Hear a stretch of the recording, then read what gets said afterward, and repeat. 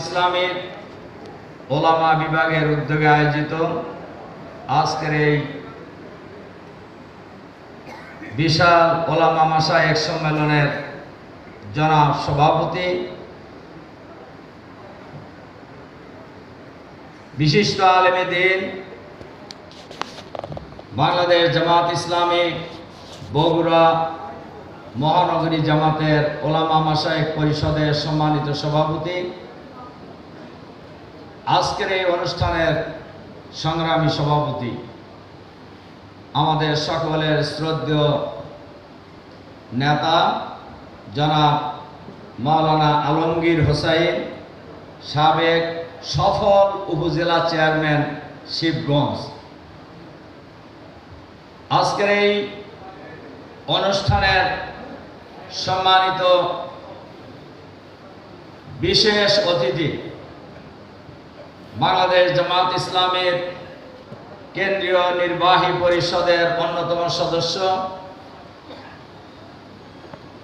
কেন্দ্রীয় বাইতুল মাল সেক্রেটারি, আমাদের সকলের শ্রদ্ধেয় নেতা জনাব অধ্যক্ষ মাওলানা শাহাবুদ্দিন, আজকের এই সম্মেলনের সম্মানিত বিশেষ অতিথি,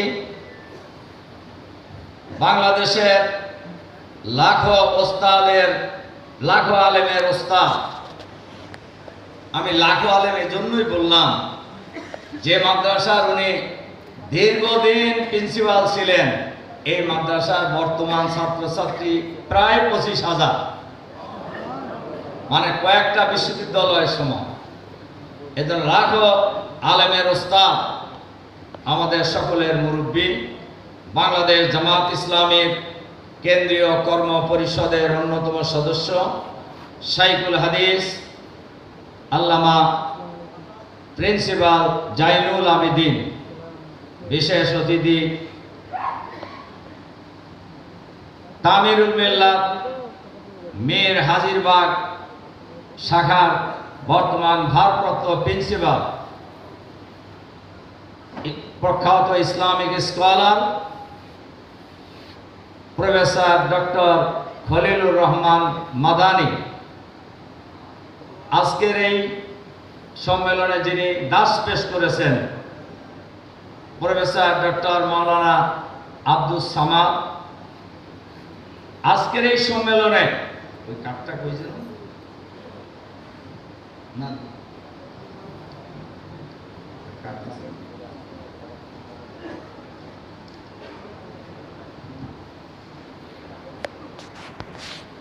অনেকেই বক্তব্য রেখেছেন, সবার নাম বলতে গেলে অনেক সময় লাগবে, তবে আমি কয়েকজনের নাম আজকের এই সম্মেলনের না বললে আসলে আমার মনের দিক থেকে অতৃপ্ত থেকে যাবে। মুফতি মাওলানা আতাউল্লাহ নিজামী, মাওলানা কাজী ফজলুল করিম রাজু, ওনার বক্তব্য আমি খুব মনোযোগ সহকারে শুনতেছিলাম। মাওলানা আনম মামুনুর রশিদ, মাওলানা আব্দুল মতিন, মুফতি মামুন রহমানী, এরা একদিকে যেমন অনেক বড় প্রখ্যাত আলেম, আবার এই অঞ্চলের ওলামায়ে কেরাম ইসলামপন্থী জনতার অনেক পছন্দনীয় ব্যক্তি। সম্মানিত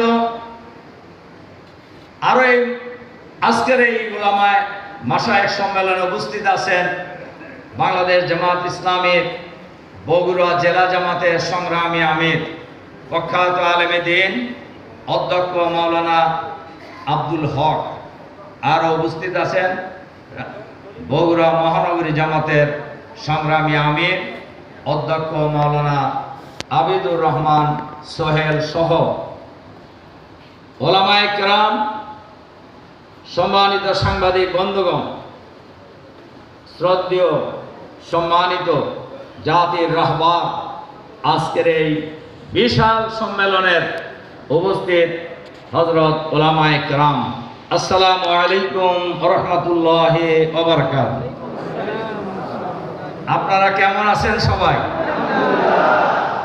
আলহামদুলিল্লাহ, আল্লাহ তাআলার দরবারে শুকরিয়া, যিনি একান্ত মেহরবানিতে, যার একান্ত মেহরবানিতে আজকের এই বিশাল সম্মেলনে আমরা উপস্থিত হওয়ার সুযোগ পেয়েছি।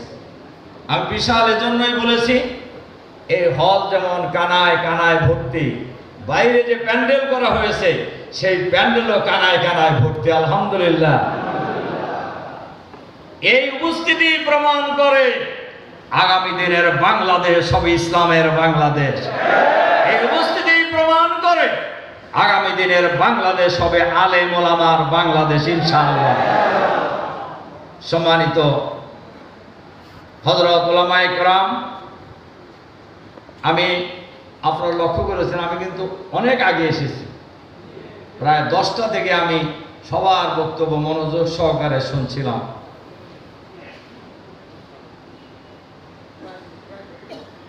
এতে আমার এই বিশ্বাস হয়েছে, এতে আমার এই ইতমিনান আরো মজবুত হয়েছে, এই দেশের আলেম ওলামার এই আন্দোলনকে কেউ ঠেকাতে পারবে না ইনশাআল্লাহ। এই বাংলাদেশের আলেম ওলামার একটি ঐতিহাসিক ভূমিকা আছে। শুধু বাংলাদেশ নয়, বাংলাদেশের আগে যদি আমরা ফিরে যাই, আপনারা দেখবেন 1757 সালে পলাশীর আম্রকাননে বাংলার স্বাধীন নবাব সিরাজউদ্দৌলার ষড়যন্ত্রমূলক সমঝোতার যুদ্ধে পরাজিত হওয়ায় এবং নিহত হওয়ার মধ্য দিয়ে এই দেশের স্বাধীনতার সূর্য অস্তমিত গিয়েছিল। ঐতিহাসিকরা বলেছিলেন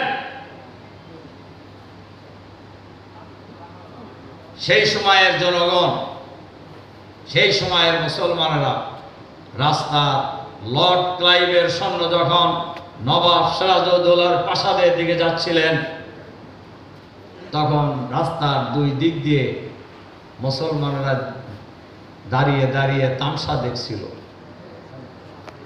ঐতিহাসিকরা বলেছেন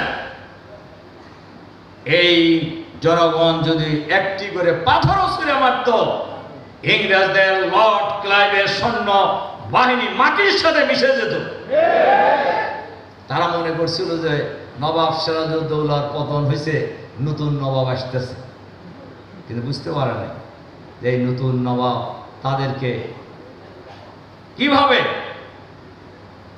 মুসলমানদের কৃষ্টি কালচারকে ধ্বংস করে দেবে। সম্মানিত ভাই এবং বন্ধুগণ, আমার বক্তব্য ওইদিকে আমি বলার জন্য এই ঘটনা বললাম না। আমি যে জিনিসটা বলতে চাচ্ছি, ব্রিটিশ আমলেও আপনারা জানেন 1764 সালে সর্বশেষ চেষ্টা করেছিলেন মীর কাসেম আলী। তার পরাজিত হওয়া, নিহত হওয়ার মধ্য দিয়ে বলা যায় এই উপমহাদেশের মুসলমানদের রাজনীতি অনেকটা স্থগিত হয়ে গিয়েছিল। এরপরে সিপাহী বিদ্রোহ হয়েছিল। এই সিপাহী বিদ্রোহ হয়েছিল স্বাধীনতাকামী উপমহাদেশবাসীর সম্মিলিত বিদ্রোহ, যে বিদ্রোহের নেতৃত্ব দিয়েছিলেন তদানীন্তন উলামায়ে কেরাম। আপনারা আজকে শুনছেন দেওবন্দের কথা, শুনছেন কলকাতা আলিয়া মাদ্রাসার কথা। এই উলামায়ে কেরাম সম্মিলিতভাবে সেই বিদ্রোহের নেতৃত্ব দিয়েছিল। সম্মানিত ভাই উলামায়ে কেরাম, আজকে আমাদের প্রিয় জন্মভূমি এই বাংলাদেশ, যে বাংলাদেশের মানুষের এখন প্রত্যাশা উলামায়ে কেরাম ঐক্যবদ্ধ হয়। আরেকটি কথা আগে বলা দরকার, উলামায়ে কেরামের পরিচয় হলো রাসূল সাল্লাল্লাহু আলাইহি সাল্লামের ভাষায় আল উলামা ওয়ারাসাতুল নবীর, আলেমরা হলেন নবীদের অনুসারী। নবীরা যে আন্দোলন করেছিলেন সে আন্দোলনের নাম কি? একামতে দিনের আন্দোলন, দিন কায়েমের আন্দোলন।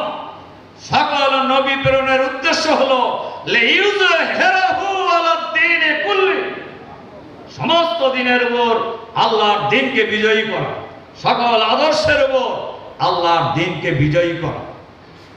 আমাদের দেশে যত আদর্শ আছে সব আদর্শের উপরে ইসলামকে বিজয়ী করাই হলো আমাদের ওয়ারাসাতুল আম্বিয়ার প্রধান দায়িত্ব।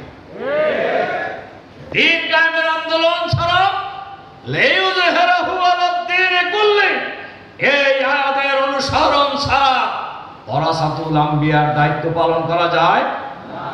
বলেন যায় না? হবে না। আমি অনেক ওলামা সম্মেলনে বাংলাদেশে বলেছি, চট্টগ্রাম সহ। কেউ যদি বলে, আমি এই কথাটা বলছি যে এই কথাটি বলার জন্য যে আমি নামাজের সমর্থক, এই কথা বললে নামাজ পড়া হবে? আমি একামতের দিনের আন্দোলনের সমর্থক, এই কথা বললে কি একামতের দিনের আন্দোলন করা যায়? হয়? বলেন হয় কি না? তাহলে কোন ওলামা একরামেরই একামতের দিনের আন্দোলনের বাইরে থাকার কোনো সুযোগ নেই। আমরা সবসময় বলেছি জামাত ইসলামী করতে হবে, এটা ফরজ নয়, কিন্তু দ্বীন কায়েমের আন্দোলন করতে হবে, এইটা ফরজ। এর বাইরে থাকার কোনো সুযোগ অন্যদেরও নাই, আর বিশেষভাবে ওয়ারাসাতুল আম্বিয়া তো নাই। কি আছে? আমরা বিশ্বাস করি আপনারা কেউই বাইরে নেই। সম্মানিত ওলামায়ে কেরাম, আজকে যত ঘটনা, যত মাকামে, যত মারকাজে ওলামায়ে কেরাম আজ বক্তব্য রেখেছেন, সবার সুর ছিল একটাই, সকল ভেদাভেদ ভুলে ঐক্যবদ্ধ হইতে হবে। এই ঐক্যের ভিত রচনা হয়ে গিয়েছে ইতিপূর্বেই। দীর্ঘ ফ্যাসিবাদী আন্দোলন, ফ্যাসিবাদী সরকারের বিরুদ্ধে এদেশের ওলামায়ে কেরাম আন্দোলন করার অপরাধে অন্যায়ভাবে ওলামায়ে কেরামকে জেলখানায় আটক করে রাখা হয়েছিল। এই ঐক্যের ভিত জেলখানায় রচিত হয়েছে। আমরা দীর্ঘদিন একসাথে ঢাকার বিভিন্ন কারাগারে আমরা থেকেছি। আপনারা তো এটা জানেন, আমাকে যে কত কারাগারে নেওয়া হয়েছে ঠিক নাই।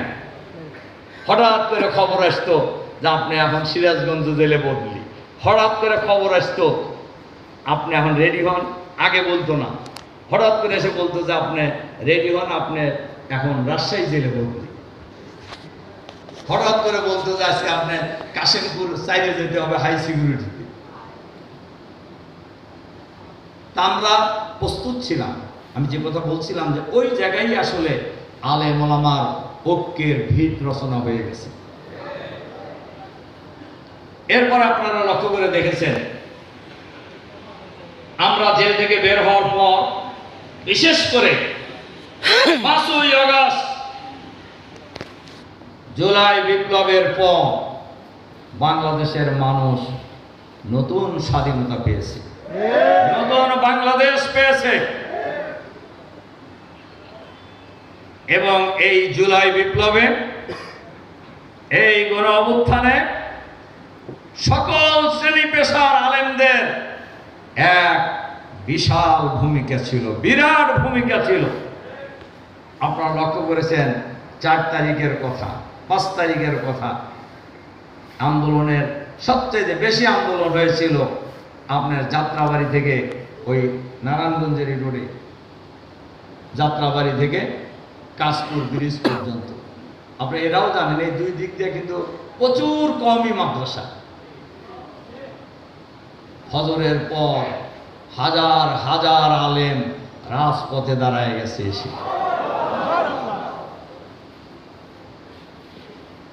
জুলাই বিপ্লব, এই বিপ্লবে আমরা সবসময় বলে আসছি এই আন্দোলনের একক দাবি আমরা কোনোদিনই করব না। আমাদের চোখের সামনেই এই বিপ্লব হয়েছে।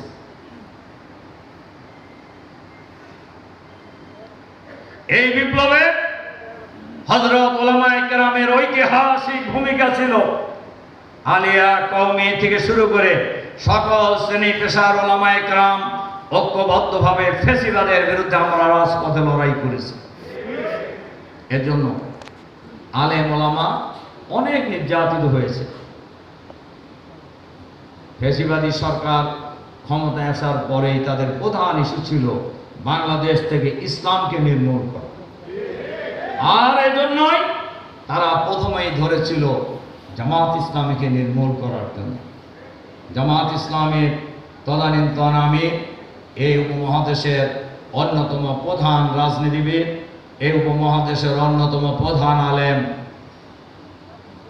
মাওলানা মতিউর রহমান নিজামী সহ আল্লামা দেলোয়ার হোসেন সাঈদী এবং জামাতের সেক্রেটারি জেনারেল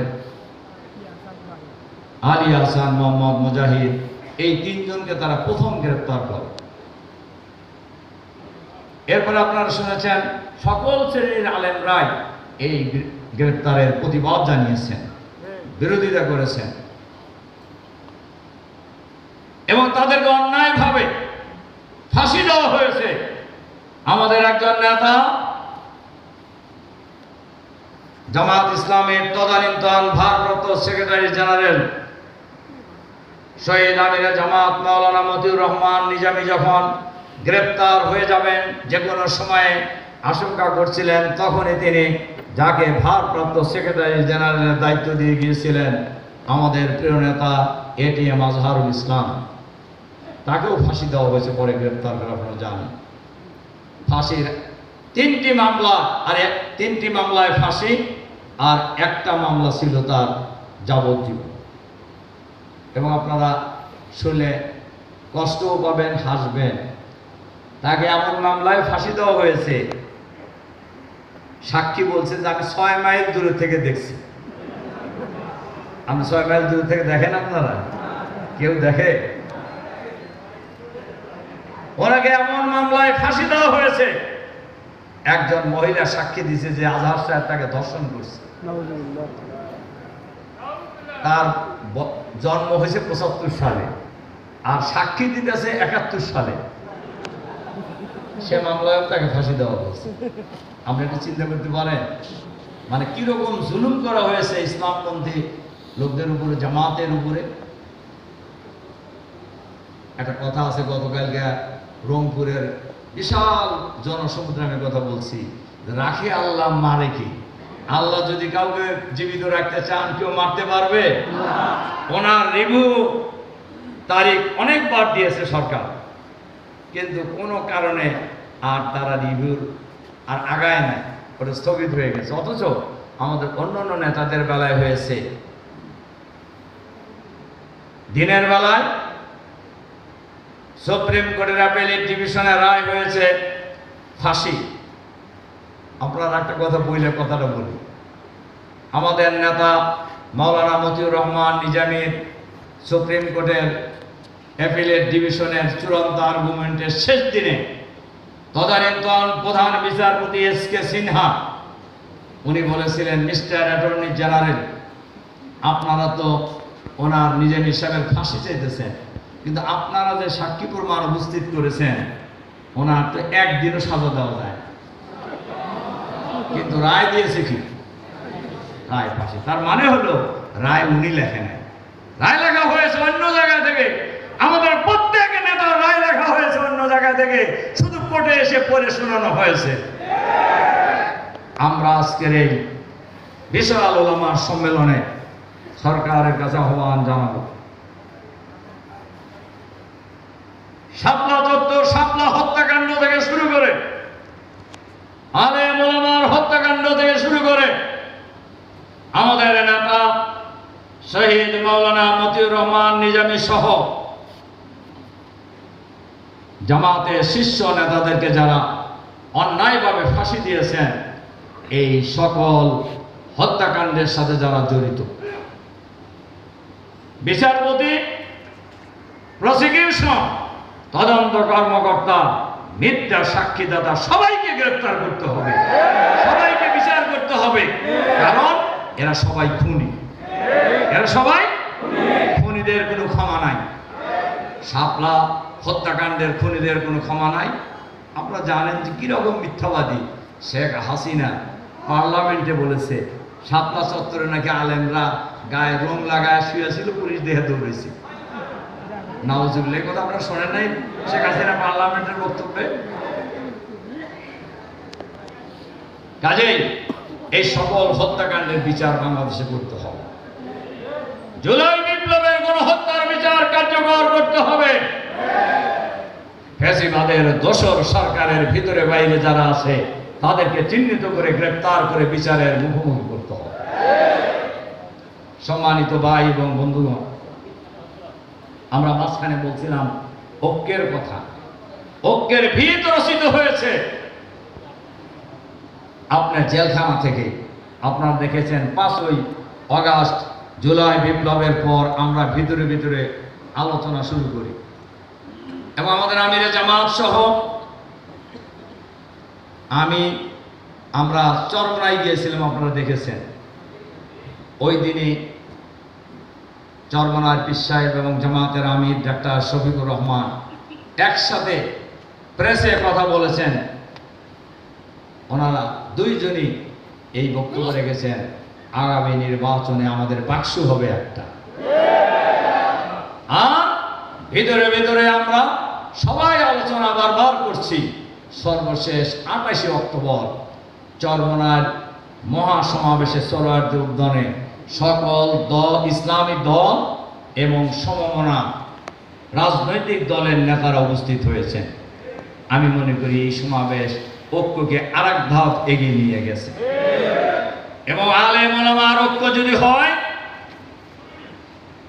এই বাংলাদেশে ইসলামের বিজয় কেউ ঠেকাতে পারবে না ইনশাআল্লাহ। ইনশাআল্লাহ এবার সবাই। এবং এমনি বাংলাদেশের গ্রামে গঞ্জে শহরে নগরে বন্দরে শাসন থেকে সচিবালয়ে সর্বত্রই আওয়াজ উঠেছে, সব দল দেখা শেষ, আগামী দিনে ইসলামের বাংলাদেশ।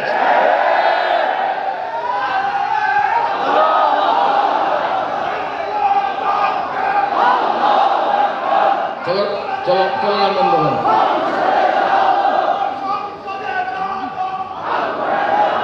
সম্মানিত হযরত উলামায়ে কেরাম,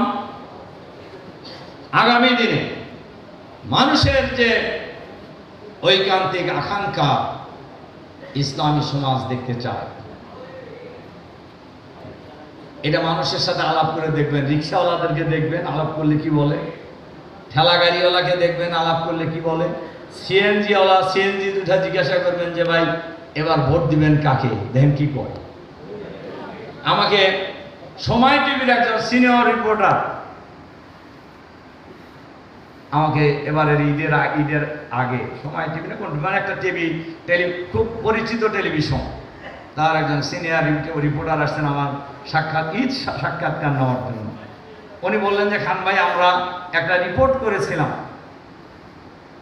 যে আগামী নির্বাচনে কে কাকে ভোট দিতে চায়। তো বলে যাদের সাথে আলাপ হয়েছে বেশিরভাগ লোক বলছে যে আমরা এবার জামাত এবং ইসলামপন্থীদেরকে ভোট দেব। বলে যে এইটা যখন আমরা টেলিভিশনে দিছি, ঘন্টাখানেক চলছে, কয়েক লক্ষ ভিউয়ার্স এখানে যুক্ত হয়েছে, সাথে সাথে এক অদৃশ্য শক্তির ইশারায় এই নিউজ বন্ধ করে দিছি। আমি তাকে বললাম, ভাই সাহেব, আপনাদের টেলিভিশন এই নিউজ বন্ধ করতে পারে, কিন্তু বাংলার মানুষের অন্তর থেকে এই নিউজ বন্ধ করা যাবে না আগামী দিনে। তার কারণ বাংলাদেশের মানুষ সবই দেখছে। ইতিমধ্যেই আপনারা লক্ষ্য করেছেন ঐকমত্য কমিশনের বিভিন্ন রাজনৈতিক দলের সাথে সংলাপ চলছে। সেখানে আমরা ইসলামপন্থী দল প্রায় সবাই আমরা যাচ্ছি। আলহামদুলিল্লাহ, আমরা সবাই বলছি জাতীয় সংসদ নির্বাচনের আগে স্থানীয় সরকার নির্বাচন দিতে হবে। আমরা বলেছি প্রয়োজনীয় সংস্কারের কাজ দ্রুত শেষ করতে হবে। আপনারা লক্ষ্য করে দেখবেন 5ই আগস্টের পর একটা দল মনে করছে যে আওয়ামী লীগ চলে গেছে, তারা একটা দেশের মালিক ভাব হয়ে গেছে। তাকে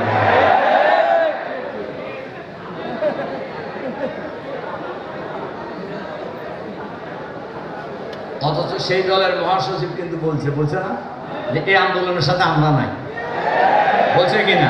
আমি তো বলিনি। সম্মানিত ভাই এবং বন্ধুগণ, আমরা এটাও শুনি, আমরা সরকারের কাছে বলছি, সরকারে যারা আছেন আপনারা বসেন নাই, এই দেশের জনগণ আপনাদেরকে বসাইছে। সুতরাং আপনাদেরকে নিরপেক্ষ থাকতে হবে। আপনারা যদি উল্টাপাল্টা করেন তাহলে আপনাদের বিরুদ্ধেও আমাদের লড়াই হবে। তার কারণ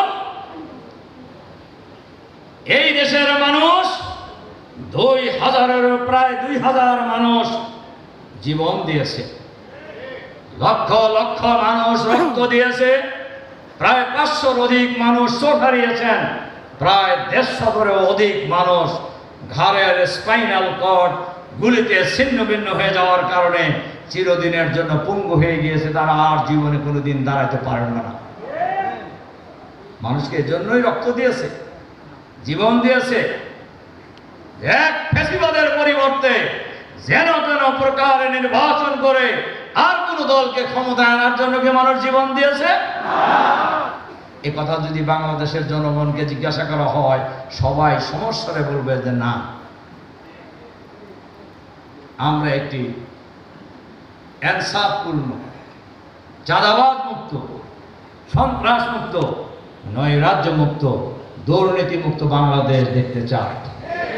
আমরা আজকের এই বিশাল ওলামা সমাবেশের সম্মেলনের মধ্য দিয়ে গোটা দেশবাসীকে আমরা জানাতে চাই, ফ্যাসিবাদের বিদায় হয়েছে কিন্তু চাঁদাবাজি বন্ধ হয় না। ফ্যাসিবাদের বিদায় হয়েছে কিন্তু কোনো দুর্নীতি বন্ধ হয় না।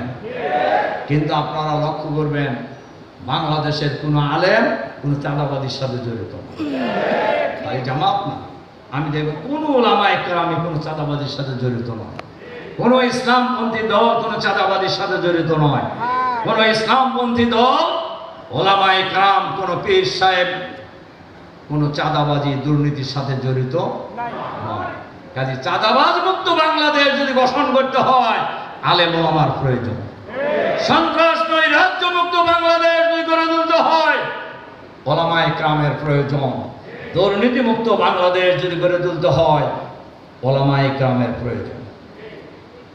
ইনসাফপূর্ণ বাংলাদেশ যদি গড়ে তুলতে হয়, ওলামায়ে কেরামের প্রয়োজন। আমার ধারণা বাংলাদেশের মানুষের এখন মেইন প্রত্যাশা এই, সেটা যদি দিতে হয় তাহলে ওলামায়ে কেরামের শাসন ছাড়া, ইসলামপন্থী লোকদের শাসন ছাড়া, আল্লাহর আইন এবং সৎ লোকের শাসন ছাড়া সেই ধরনের সমাজ ব্যবস্থা কায়েম করা সম্ভব নয়। এজন্য আমরা সরকারকে বলেছি, প্রয়োজনীয় সংস্কার দ্রুত শেষ করতে হবে। জাতীয় সংসদ নির্বাচনের আগে স্থানীয় সরকার নির্বাচন দিতে হবে। আমাদেরকে জিজ্ঞাসা করে সাংবাদিকরা যে, খান ভাই, আপনারা জাতীয় সংসদ নির্বাচনের আগে স্থানীয় সরকার নির্বাচন চান কেন? আমি খুবই খোলামেলা বলি যে, দেখেন, স্বাধীনতা লাভের এই 54 বছরে যত নির্বাচন হয়েছে, কোন নির্বাচন, কোন দলীয় সরকারের অধীনে যে নির্বাচন হয়েছে, কোন নির্বাচন নিরপেক্ষ হয় নাই। সবাই যার যার মতো করে আওয়ামী স্টাইলে নিজেদেরকে সেখানে ক্ষমতায় বসানোর জন্য চেষ্টা করেছে। এজন্য প্রশাসনকে নিরপেক্ষ হতে হবে। নির্বাচনের আগে লেভেল প্লেইং ফিল্ড তৈরি করতে হবে, সবার জন্য সমান অধিকার নিশ্চিত করতে হবে। আমরা দেখছি, লক্ষ্য করছি, বাংলাদেশের কোন কোন এলাকায় সরকারি অফিসগুলি কোন কোন দলের রাজনৈতিক অফিসে পরিণত হয়েছে। এগুলো বন্ধ করতে হবে। সরকারকে বলতেছি, এগুলো বন্ধ করতে হবে। এবং আমরা দেখি কোন কোন ডিসি নাকি সেই কোন কোন দলের নেতার সাথে আলাপ ছাড়া উনি কোনো সিদ্ধান্ত নেন না। আমরা বলি, প্রশাসনে যারা আছেন, আপনারা কে কোন দল করেন আমরা কিন্তু জানি। দল করতে পারেন, কিন্তু প্রশাসনে থাকলে আপনার এই দলাদলি বন্ধ করতে হবে, দল কানাগিরি বন্ধ করতে হবে। সবাইকে সতর্ক করতে চাই আমরা। এজন্যই অনেক দল কানা সরকারি কর্মকর্তা ছিল, তারা এই সরকারের পতনের পালায় গেছে না? বিচারপতি পালানোর ঘটনা শুনছেন কোনদিন পৃথিবীতে? অ্যাপিলেট ডিভিশনের প্রধান বিচারপতি সহ সকল বিচারপতি পালাইছে। এটা ছোট ঘটনা না। এমপিরা পালাইছে, মন্ত্রীরা পালাইছে, দলীয় নেতারা পালাইছে, দলের সাথে যে সকল পুলিশ কর্মকর্তা এবং সচিবালয়ের সচিবরা ছিলেন তারাও পালাইছে অনেকে। এমনকি বাইতুল মোকাররম জাতীয় মসজিদের খতিব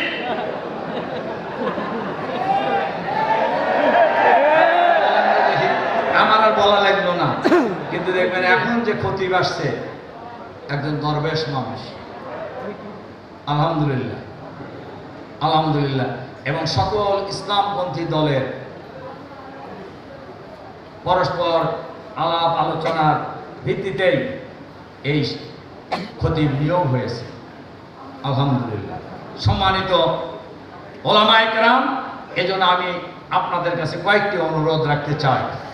এক নাম্বার অনুরোধ, আপনারা যারা ওলামায়ে কেরাম আছেন, ওলামায়ে কেরামের ঐক্যের ব্যাপারে আমরা কোনো সময় ওয়ালা তানাজাউ ফাতাফশালু ওয়া তাযহাবা রিহুকুম, এই আয়াত সবাই আজকে বক্তৃতায় কইছেন, এটার আমরা অনুসরণ করব ইনশাআল্লাহ, ঠিক আছে? ইদফা বিল্লাতী হিয়া হাসান ওয়া জাদিলহুম বিল্লাতী হিয়া হাসান, এটা হবে আমাদের ফর্মুলা, কি ঠিক আছে? আর মসজিদ হবে আমাদের দাওয়াতি কাজের কেন্দ্রবিন্দু, ইসলামের পূর্ণাঙ্গ দাওয়াত আমরা একই সুরে বাংলাদেশ